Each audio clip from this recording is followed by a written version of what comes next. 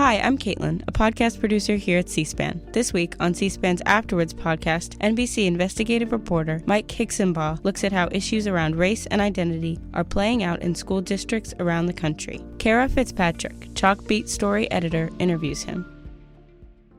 Congratulations on the book. I really enjoyed reading it.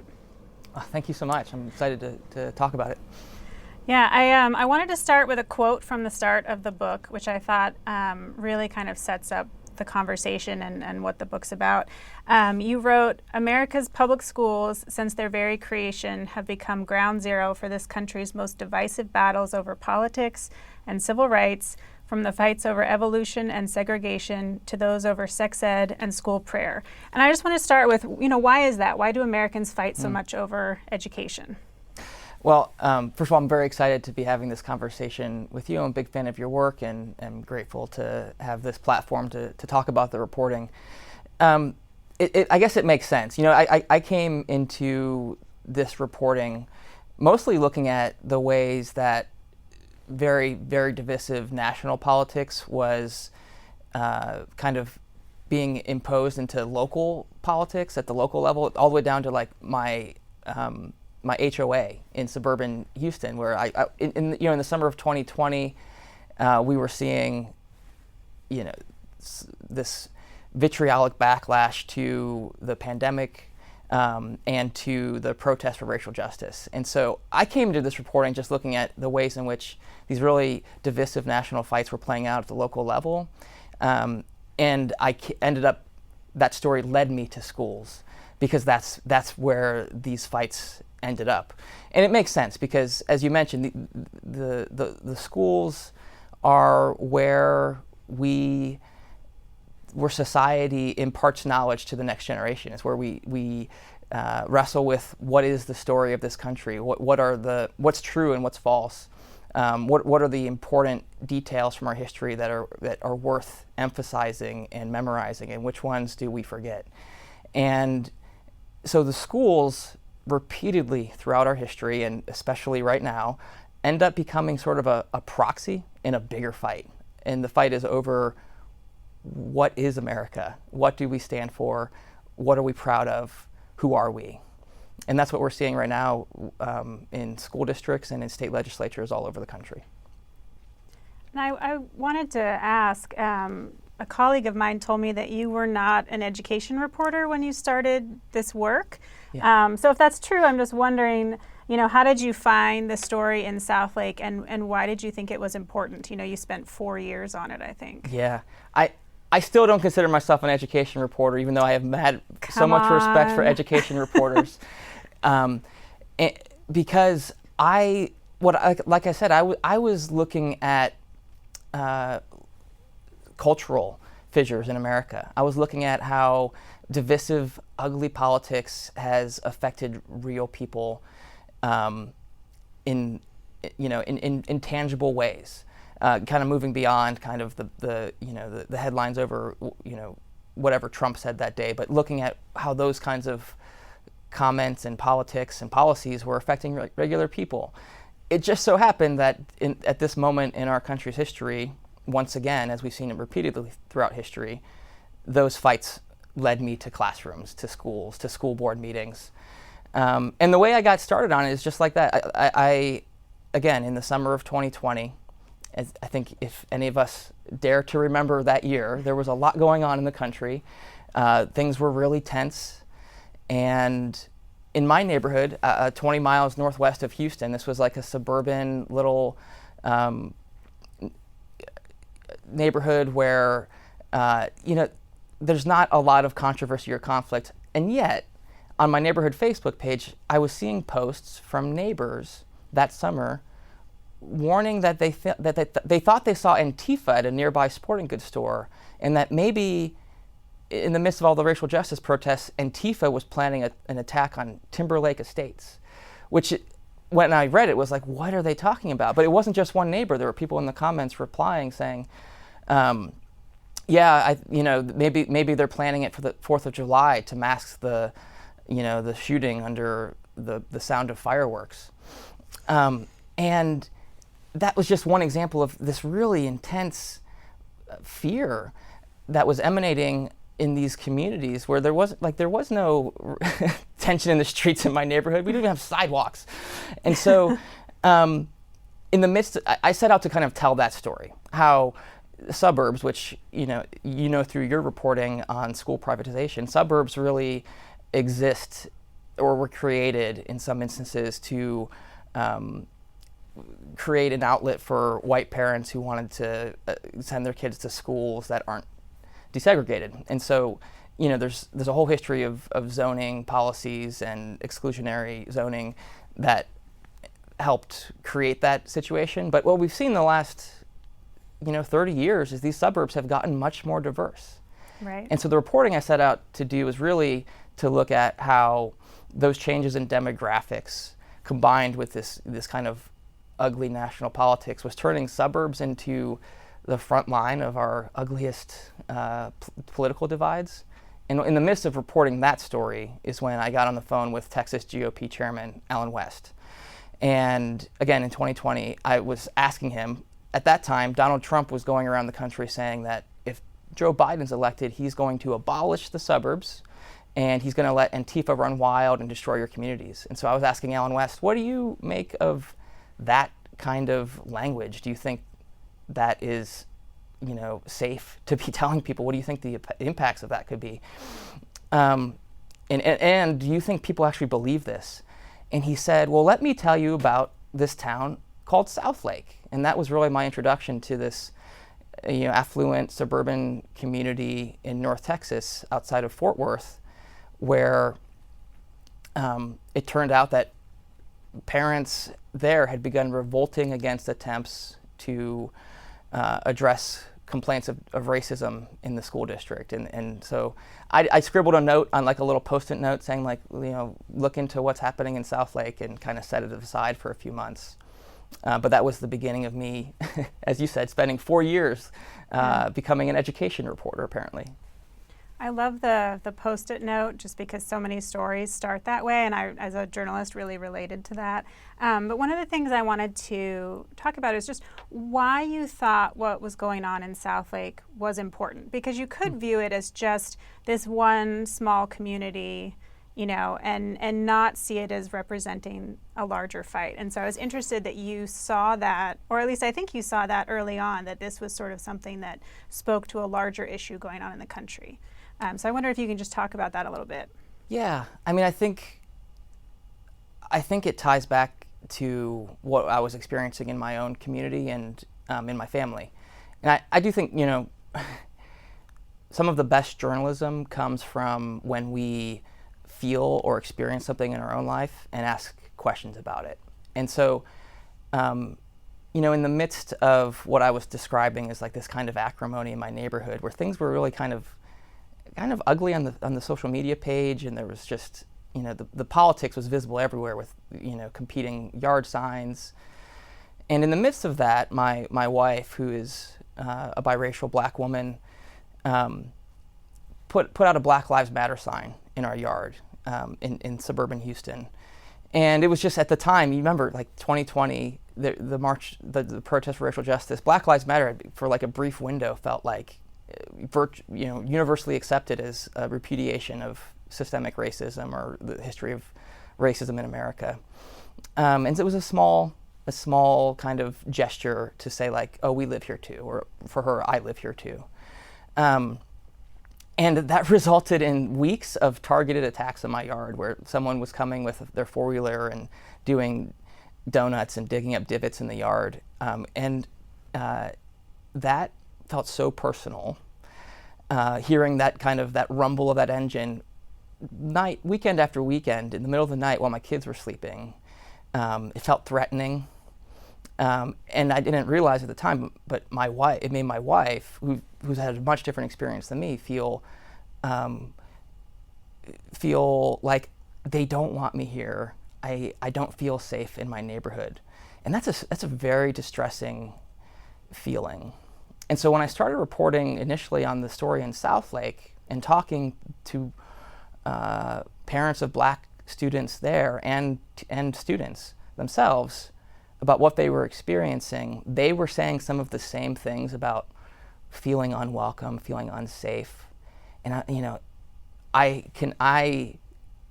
as I had those conversations, both for work and at home, I realized like this is something bigger. And my hunch was going in that what was going on in Southlake was representative of something much bigger, and that what was happening at my house was representative of something much bigger in the country. I don't think I knew that for sure when we started reporting it. At most, I knew that we had a compelling story about a local fight, and those are worth telling. It wasn't until after we published an initial story about, the blowback and the political battles in Southlake that my colleague Antonia Hilton and I, who made a companion piece for NBC Nightly News, in the aftermath of publishing those, we realized, oh, this is much bigger. Because then we were hearing from people in communities all over the country saying, hey, this fight over diversity, equity, and inclusion in the Southlake School District, that's the story of my town in the suburbs of Philadelphia, or that's the story of my town outside of Columbus in Ohio, or that's what's happening down here in Florida. We got literally dozens of those messages when we published that story in early 2021. At that time, maybe most people probably had still not heard of this idea of critical race theory and hadn't clued in that these fights were coming, but our inboxes were kind of like previewing what was about to happen across the country. And so then it became like, we need to keep going on this. That's probably a pretty good sign when you start getting emails from all over from people saying, this is my town's story. I think that's really powerful. One thing I just want to do before we go too far is to define critical race theory, and then also just how that term has been used by conservatives in the last few years, because I think that's important context for people watching. Yeah, I mean, maybe some folks watching now have forgotten about critical race theory because it has since been, I guess, replaced in the dialogue, the national conversation on the right. You're now hearing more about diversity, equity, inclusion. DEI is kind of the buzzword, but we may remember in 2021, suddenly all you could hear about on the news was that critical race theory was being imposed on kids across the country. And critical race theory is really just this somewhat complex legal and philosophical framework for understanding how systemic racism persists in America or in society, even in spite of laws that prohibit discrimination. And so it ties back to this kind of growing school of thought that emerged out of Harvard in the 1980s. That was really kind of looking at, in the post-civil rights era, why are we still seeing huge disparities? Why do racist outcomes persist even though explicit racism is no longer in the law? It's been prohibited through the Civil Rights Act and other legislation.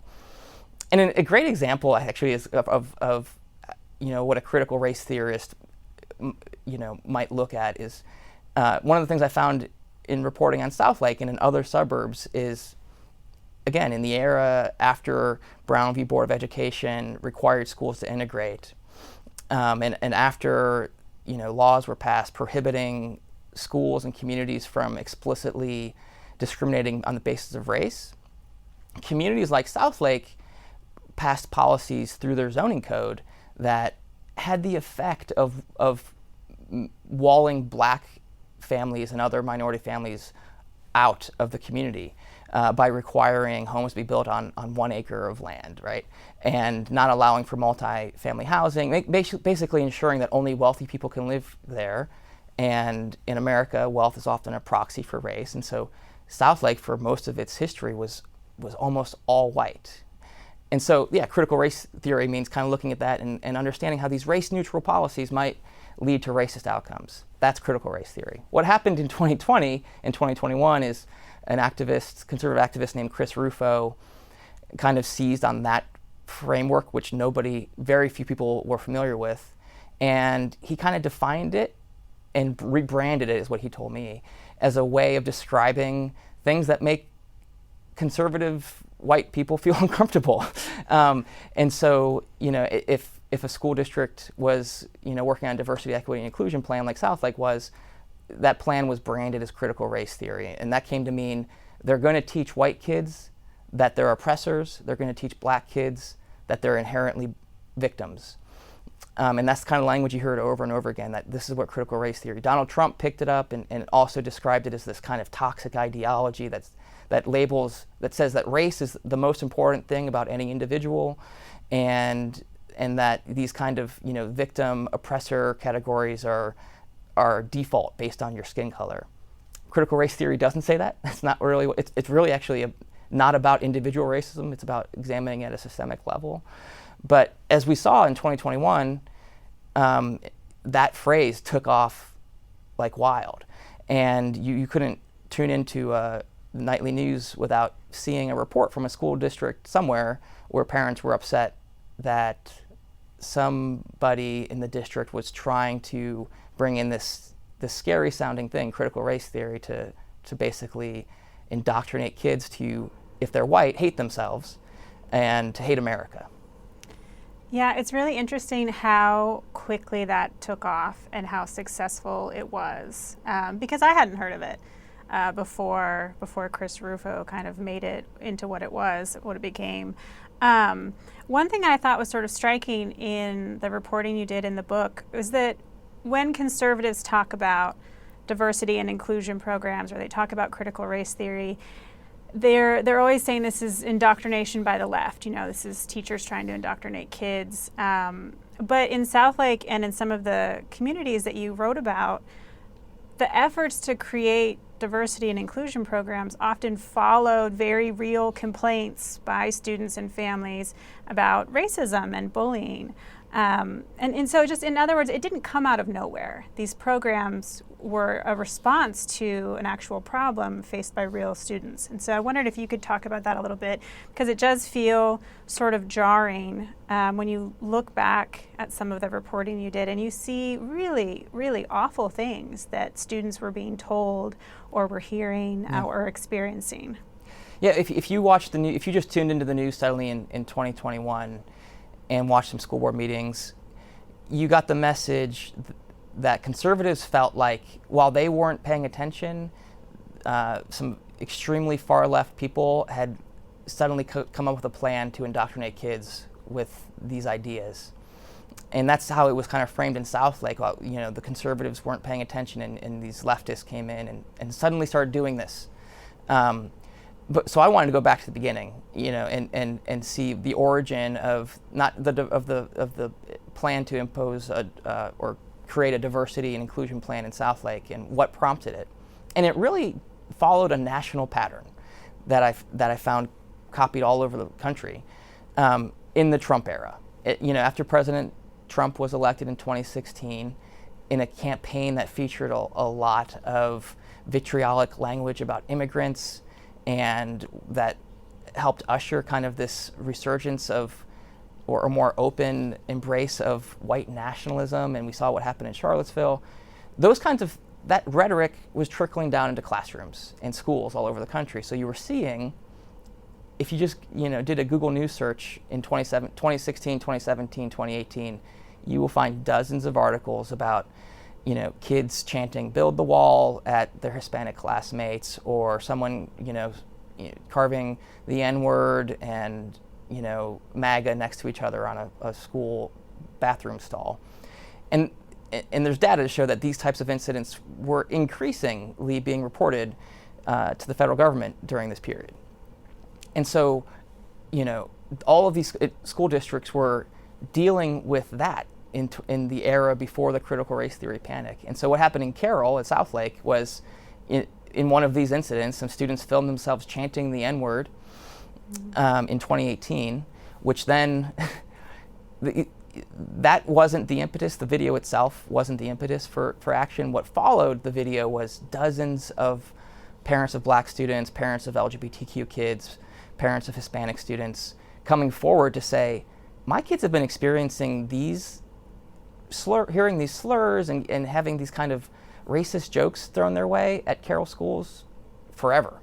And you all need to address this. And that is what led the district in 2018 and 2019 to put together a committee, and their whole goal was to try to address these widespread reports that they were getting from kids, real people. I talked with many of them. They didn't make it up. And so in 2020, when they released their what they called the Cultural Competence Action Plan into the midst of this very vitriolic period politically and in the midst of the pandemic, what happened was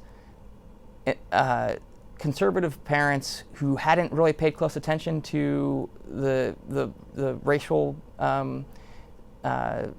reports of racism and kind of that whole effort, they just saw the outcome. They saw this Cultural Competence Action Plan, and they saw it in the context of the protests after George Floyd's murder and Black Lives Matter, and they conflated the two and just declared, like, where did this come from? And that was happening. That same dynamic played out in school districts all over the country, from Loudoun County, Virginia, outside of DC. The same kind of dynamic where, like, there were incidents that prompted the districts to kind of start working on creating a more inclusive culture in 2017 and 2018. It didn't just spring up out of nowhere in the summer of 2020. And that was important to me to try to put that all in context for people who are reading.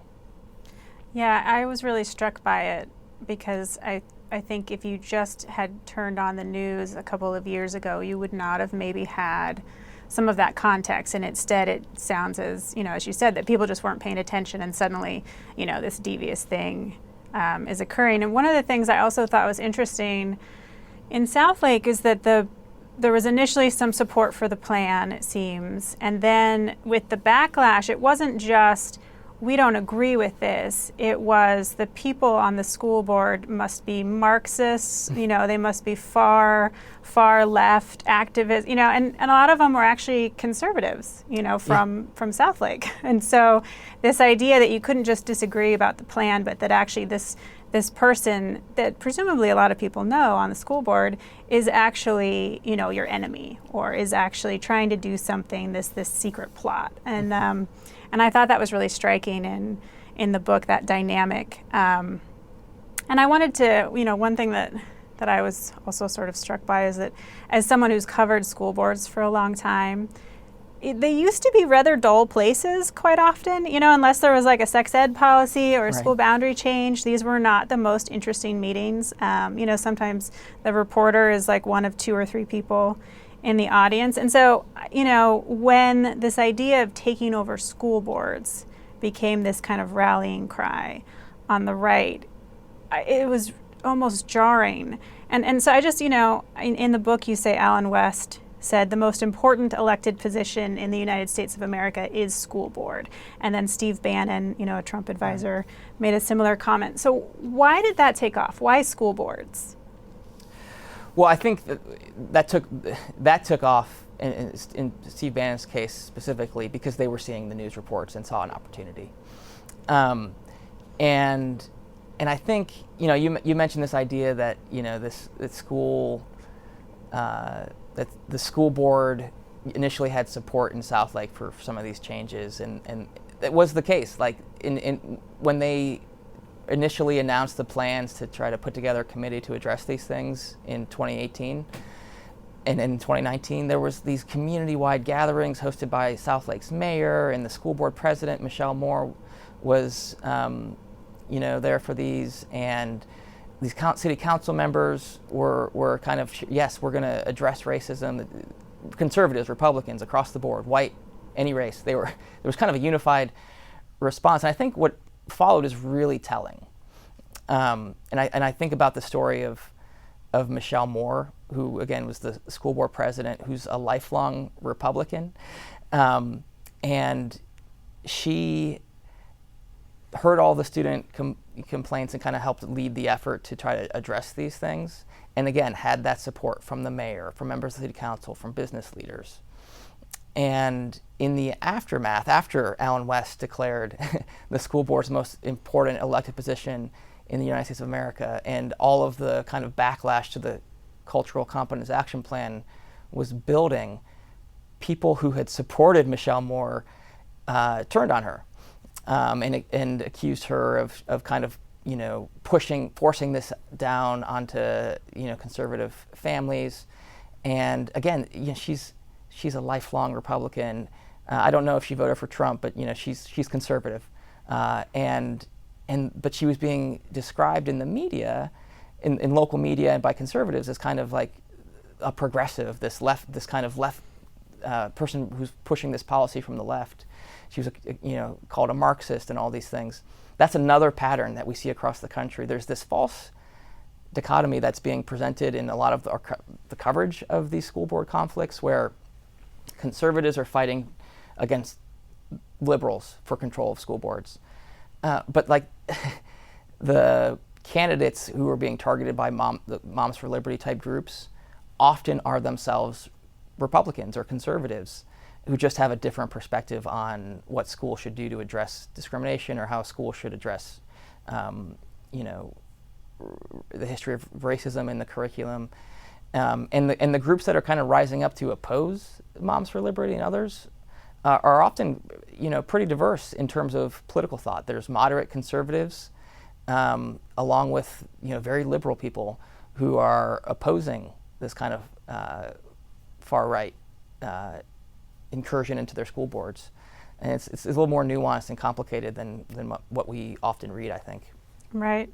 And one important point I think that you make too is that the education wars aren't new. Kind of getting back to what we started with in the beginning. But I wondered if you could talk a little bit about the education wars of the 70s and 80s, sure, when there was another sort of buzzword that became, this thing that everyone was afraid was infecting the schools, and it was secular humanism. Yeah. And define that, please. Yeah, absolutely. So this is a little like gap in my education when I came into reporting this book. Obviously, we know the battles over evolution in schools in the 1920s and 30s. We know about the fights over integration and the civil rights movement. And so we know that schools are often these places and where these fights, these big fights play out. But I was born in the early 80s, so I wasn't clued into this earlier chapter. And when I discovered it, I was kind of blown away.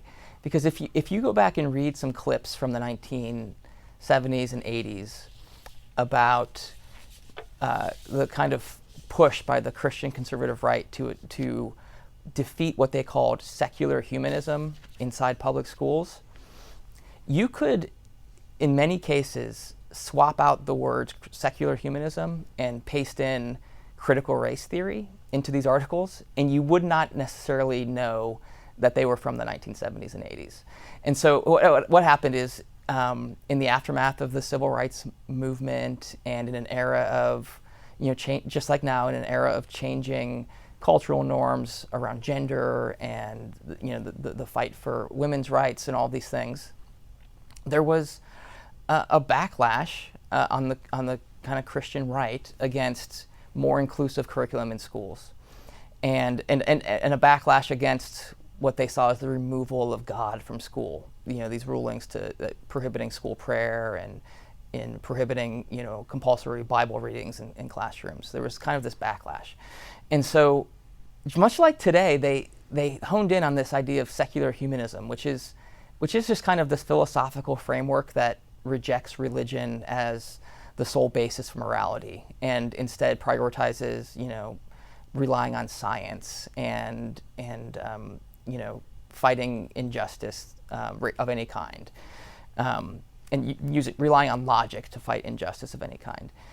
But much like today, the term secular humanism became kind of a catch-all to describe any lesson that might offend a conservative Christian worldview. And so you would see complaints that these language arts textbooks that include black writers as secular humanists, or if a book depicts a woman not in a traditional, homemaker gender role, that's secular humanism, and they went so far as to argue that secular humanism was itself a religion and should therefore be barred from schools on First Amendment grounds, or balanced with explicitly Christian lessons. And so some of the same language emanating out of some of the same communities across the country played out across the 1970s and 80s. There was actually even briefly a federal ban adopted by the U.S. Senate, by Congress, that was introduced by Orrin Hatch in the Senate, that banned any teaching, that banned any federal funds to schools that teach secular humanism.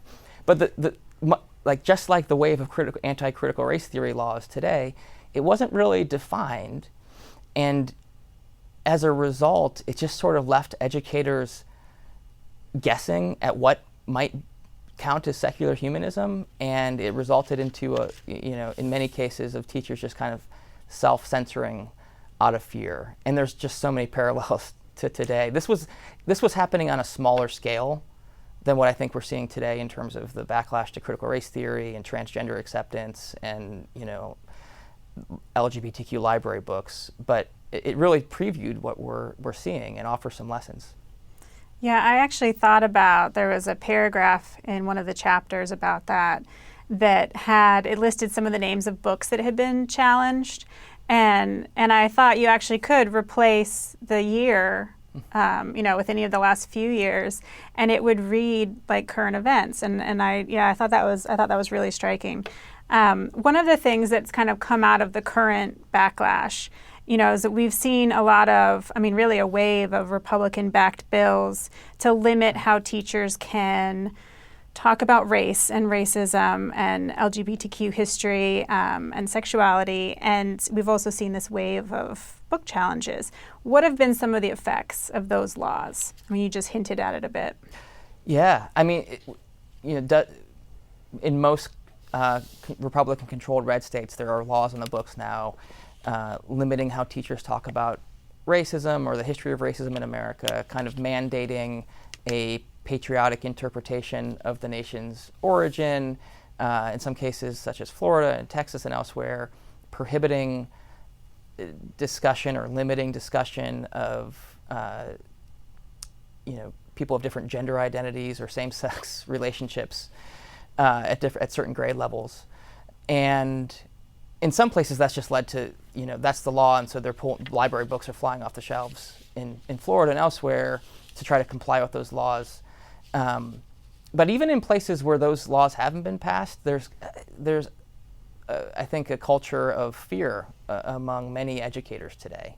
There was a recent RAND survey that was released earlier this year that showed 2/3 of teachers reported censoring how they talk about divisive political issues, including issues around race and LGBTQ inclusion.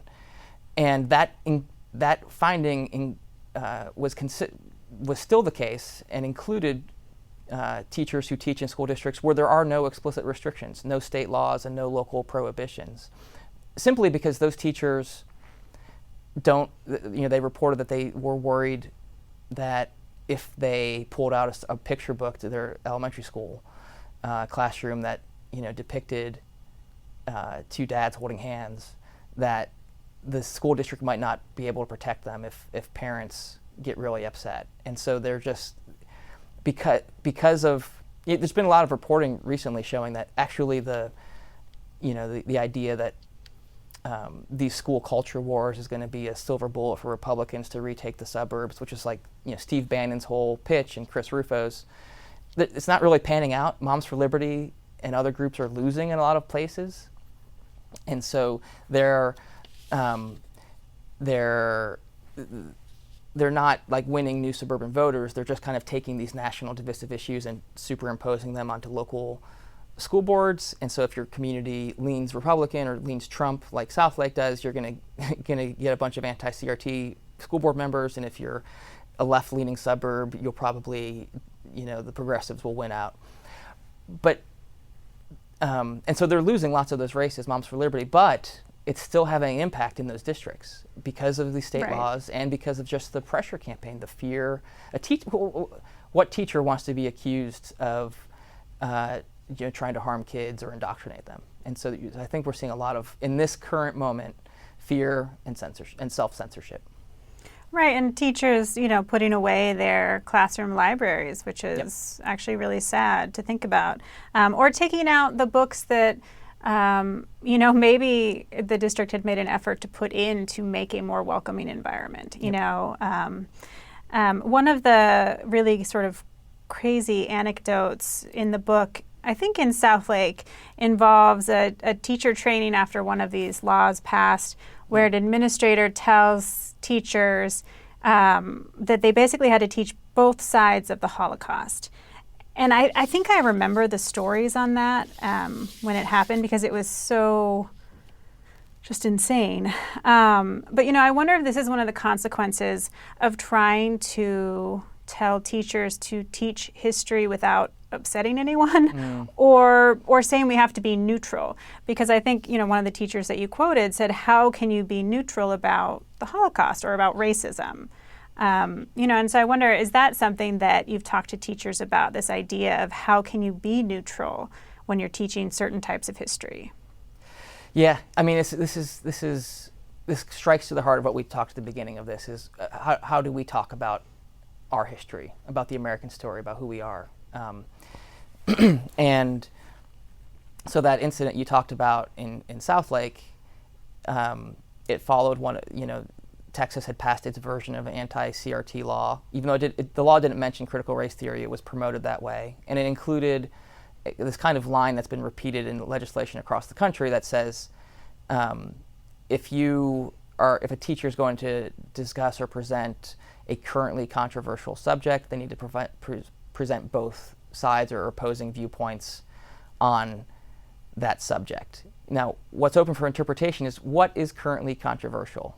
And so in Southlake, an administrator gave that instruction of if you have a book on the Holocaust, make sure you have one that shows an opposing perspective, which of course, I had a recording of this moment when it happened. The teachers were just like, what? How can I, what's the opposing perspective? Am I supposed to put up, add a book to my classroom library from a Holocaust denier, or told from the perspective of why the Nazis did what they did, justifying it? Or and how does that apply to, say, slavery? Should I have content in my classroom kind of making the case for why slavery was a net positive for America, which is an argument we see today on the right. What stood out to me in that story kind of flew under the radar in the initial kind of backlash and outrage that spread through the country after we published, is in the audio you can hear the administrator respond to one of the teachers who's saying, what do you mean I have to present both sides of the Holocaust? And the administrator says, believe me, that's come up.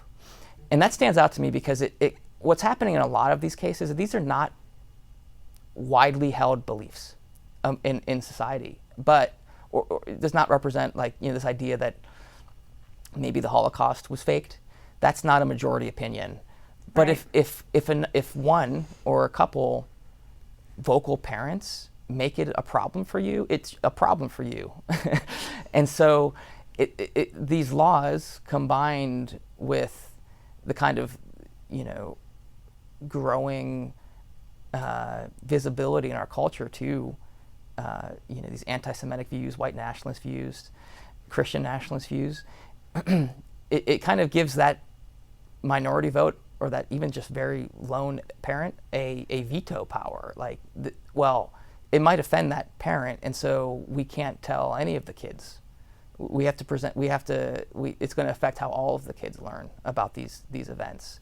And that's part of what I think we've seen in these cases is, and with the library book challenges too, one parent who's really upset has, because of some of the policy changes, has the power to affect what thousands of other kids at that school read. Yeah, I was, I live in New York, and I had, a couple years ago, I had one of my kids' teachers send messages to ask all of the parents if they were comfortable having their kids watch a movie about Ruby Bridges.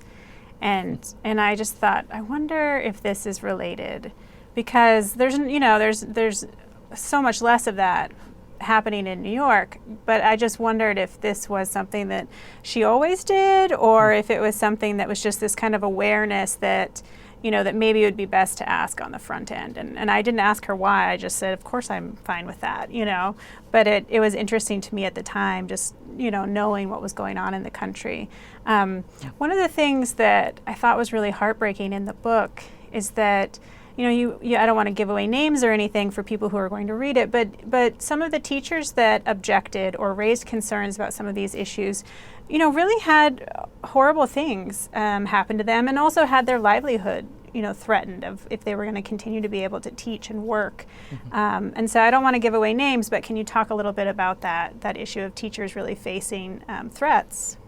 Yeah, I mean, I guess this is the natural consequence of the narrative that was pushed on the right in recent years, that schools are working to indoctrinate your kids.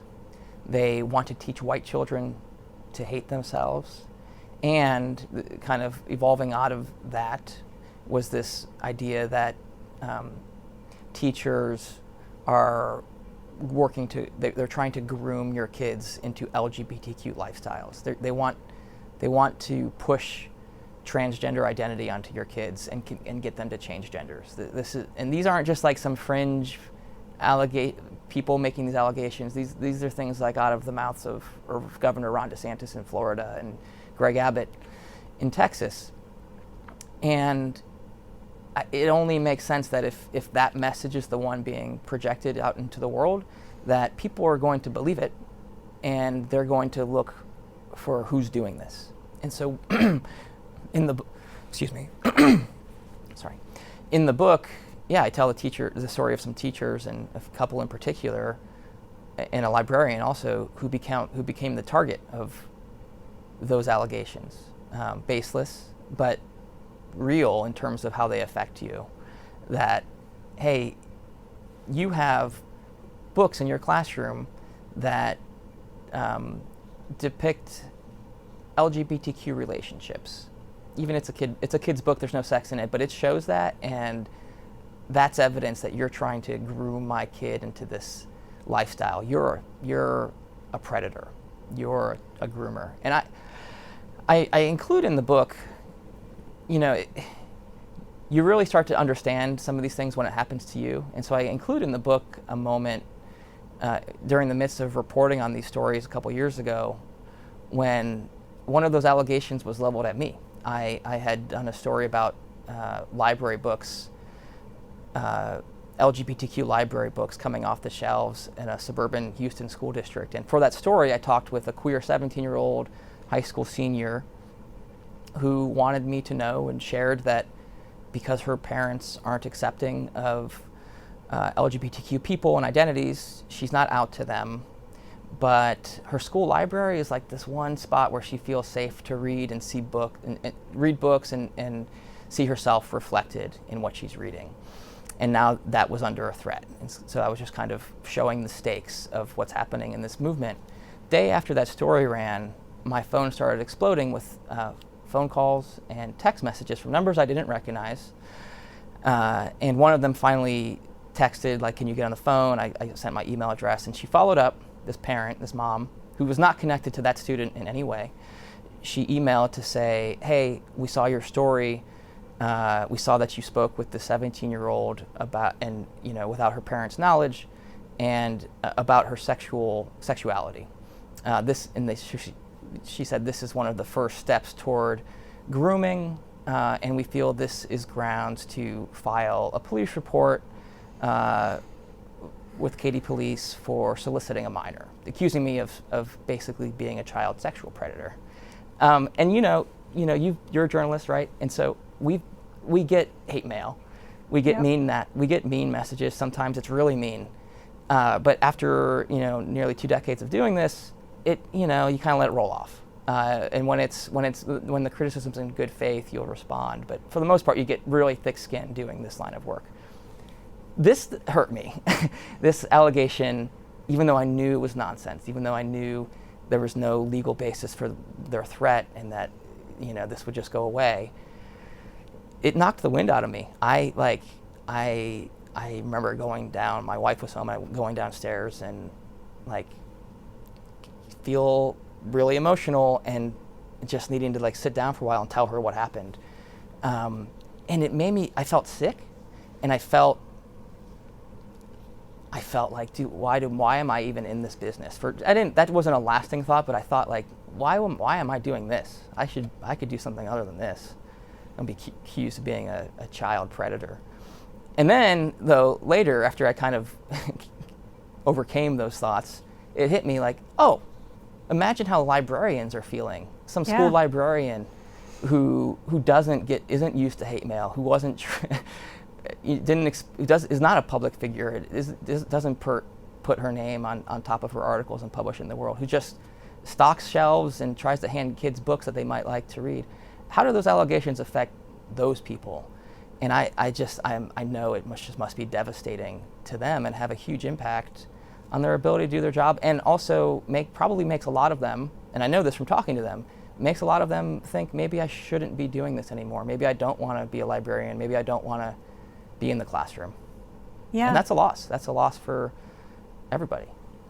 Yeah, well, and it's scary, you know. I mean, you don't know who might show up at your house or, you know, seek you out at work, and it's a terrifying threat. And you can understand easily why someone might back away from, at the end of the day, what is a job, you know, and say maybe I should do something else. You mentioned something that I want to get back to a tiny bit, which is this idea that what started as a lot of conservative claims about CRT then sort of morphed over time into being very focused on LGBTQ rights and very specifically transgender rights.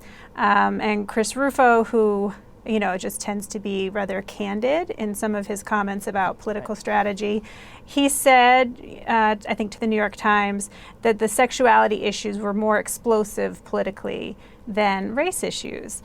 And I just wondered, how is that also a strategy that is in many ways a callback to the past? You know, it's something we've seen before. Absolutely. What was, while researching the book, I refamiliarized myself with a chapter in history that I was just kind of vaguely familiar with in the late 1970s. In Florida, there was this push by Anita Bryant, who was, famous for, at that point, being a spokesperson for Florida orange juice, I think. She's a Christian conservative. She waged an all-out campaign in Miami-Dade County to oppose a local ordinance that would have required private employers to not discriminate on the basis of sexual orientation. And the fear was, from her perspective, that homosexuals are going to be in my kids' classrooms. And she and her allies waged just a vicious, ugly campaign that spread across the country. And they labeled it "Save Our Children," which is language that we hear variations of that today. And they falsely depicted all gay people as child predators who are out to recruit kids to their lifestyle. And she got a lot of support, but in the end, in the ensuing decades, obviously we've all grown up in a world now, if you're my age, where that's shifted. That conversation we thought shifted, right? Where we saw those types of ordinances preventing discrimination on the basis of sexual orientation spread across the country. We saw same-sex marriage legalized in 2015. And I think a lot of people got lulled into the idea that, these are widely held beliefs. And they are widely held, but that I think a lot of people maybe thought it was settled. And what we've seen in this moment is it's not. And it's not, the backlash against transgender people and transgender identities is reacting to some more recent changes in the way young people view gender and how we talk about it in society. There has been a sea change there in the last 10 years. But the backlash in schools over what books are on shelves and what teachers talk about isn't just about gender. It's also a lot of, anti-gay commentary. This idea that how dare you have a book inside the school that shows two male penguins raising a chick together, which is a true story, because that's going to teach my kid that it's okay to be gay. And that's one of the things we see is, those books are coming off shelves because in these little harmless books that just show the reality of life in America, that some of your classmates do have two moms. And we don't make fun of them for that. That's nothing wrong with that. Families come all different. These are just kind of standard kindness things that are in elementary schools, and the backlash is clearly against that because there's a significant segment of our population that isn't on board. We're never on board with these changes, and they see this, as an attempt to take their kids, to change their kids, to push this LGBTQ agenda onto their children, and that's why we see that they're labeling it as parents' rights. The parents have the right to decide what their kids should learn or know about, and for it ends up being stripping the rights away from parents who absolutely want their kids to learn those things. Yeah, that's one of the things that struck me also when I was reading is this idea of parental freedom, parental rights, educational freedom. If that was really for everyone, then, conservatives who favor school choice and who favor parental freedom would have to be also supporting, schools that affirm LGBTQ families alongside religious schools, because that would be the idea of every family actually choosing for themselves. And it seems like that's not really what it's about, that this idea of freedom is really freedom if you agree with these views, these views over here that are very clear that we're, yelling about at the school board. It's not actually choice and freedom for everyone. And I thought that was a kind of a theme. Yeah. I mean, I don't want to paint with a too broad a brush because there probably are parents who identify with the parents' rights movement who mean it and just want opt-out policies. Right. But we can see that this is not everyone who says they're fighting for parents' rights are actually committed to it. And you can see that in some of the policies. One in particular that always stands out to me is we've seen this proliferated in school districts and in some state legislation that says that teachers can refer to transgender children by their birth names and the sex that they were assigned at birth, even in cases when parents have signed forms saying that they don't want them to do that. So basically giving the teachers the right to ignore the wishes of the parents based on the teachers, maybe their religious or moral views. That's not parents' rights. If a parent has said this is who my kid is and how I want you to refer to them, and the school says, but you don't have to, you can't. As journalists, words mean something, and we need to note when the language doesn't match reality, and that's a case where you can't call that parents' rights. That's false. Right, and that's one of the things that I think about sometimes is who is it freedom for, who is it choice for, and you're right. There are lots of people who support school choice for a variety of reasons, but in the sort of arguments about it and the language where it makes it sound like such a simple concept, it's not really when you start kind of digging beneath the surface a little bit. One thing I wanted to ask is just, this is not an easy thing to have spent years of your life reporting, and you talked about some of the attacks on you as a journalist. But, now that you're finished with the book, what is sort of the takeaway for you, and what are you hoping that readers get from it?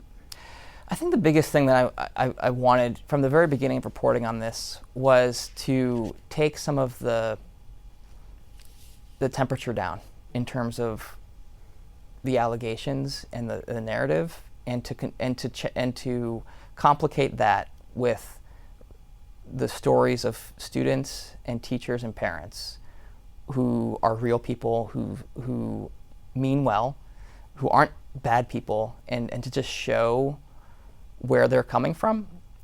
and to show how all of this really toxic rhetoric and in some cases false allegations is harming real people in communities and needlessly tearing apart communities. And I think that's, that's a bigger lesson, not just about school politics, but our politics generally, this kind of tribal situation we're in where, the other side is, I don't just disagree with them, they are evil.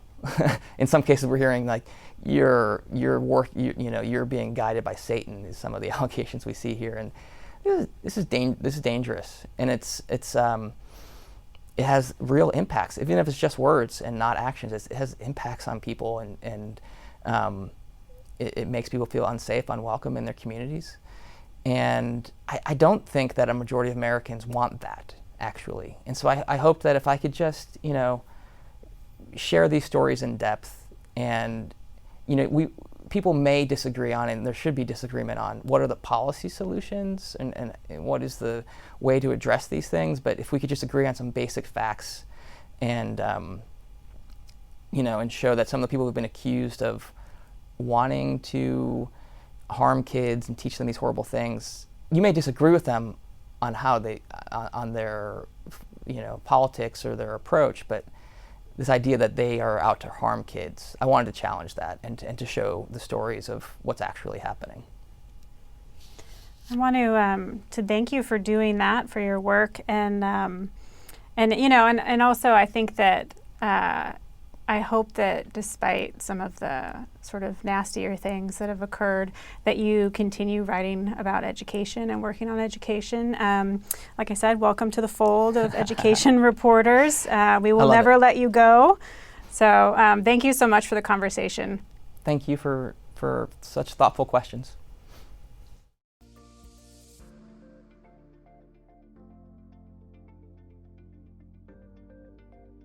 Thanks for listening to this week's Afterwards podcast. If you are interested in podcasts about nonfiction books, listen to C-SPAN's Book Notes Plus podcast for interviews with authors and historians hosted by Brian Lamb.